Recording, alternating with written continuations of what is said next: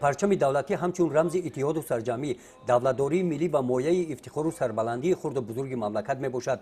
با مناسبت این جشن مبارک ملی در قسم حربی 13483 وزارت مدافع جمهوری تاجیکستان مستقر در ناحیه واسه همایش ایدانه برگزار گردید.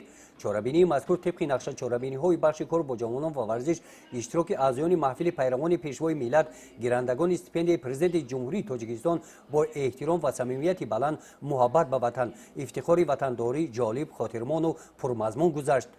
در قسمت جمع آمد تنتنوی بخشیده به روز پرچم دولتی در معروضه مدیر بخش کار با جوانان و ورزش خیر کرده شد که قدرشناسی و گرامی داشتن پرچم ملی احترام به ملت، دولت و دولتداری و وطن محبوبمان می باشد.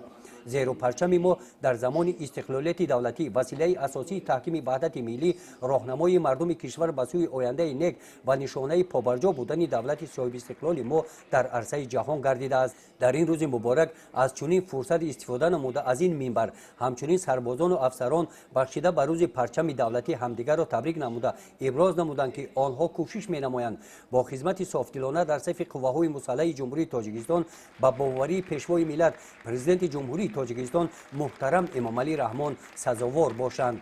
و پرچم شناسنامه هر یک دولت حسابیده می شود و هر یک دولت صاحب معرفت و صاحب تمدن پرچم خود را دارد.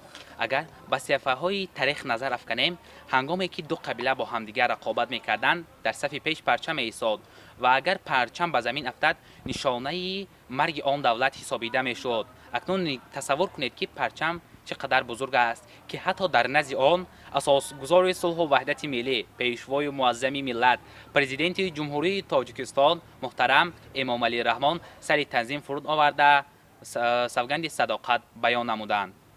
در قسمت تحفه سپاری چاره‌بینی بخشیده به روز پرچم دولتی از نام بخش کار با جوانان و ورزش یک قطار افسران و سربازان با سپاسنامه‌ها قدر کرده شدند. همچنین رهبریت بخش کار با جوانان و ورزش برای رشد ورزش با این قسم حربی لوازمات‌های ورزشی تحفه کردند.